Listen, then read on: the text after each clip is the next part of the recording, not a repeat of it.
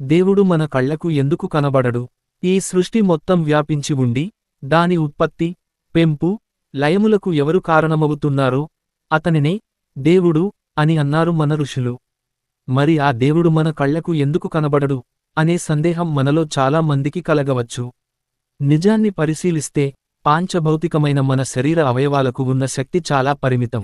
ఉదాహరణకు, మన కాళ్ళు ఈ విశ్వాన్ని మొత్తం నడచి రాలేవు, వాటికి అంత శక్తి లేదు. మన చేతులు కైలాస పర్వతాన్ని ఎత్తిపట్టుకుని మోయలేవు, వాటికి అంత శక్తి లేదు. మన కళ్ళు అతి విస్తృతమైన పదార్థాన్నిగాని, అతి సూక్ష్మమైన పదార్థాన్నిగాని చూడలేవు, వాటికి అంత శక్తి లేదు. ఆకాశం మన కంటికి కనిపించదు, చూస్తున్నామని అనుకోవడం మన భ్రమ. అతి సూక్ష్మక్రిమి అయిన అమీబా ని సూక్ష్మదర్శిని, మైక్రోస్కోప్ సాయంతో చూస్తున్నాం కదా అని మీరు అడగవచ్చు.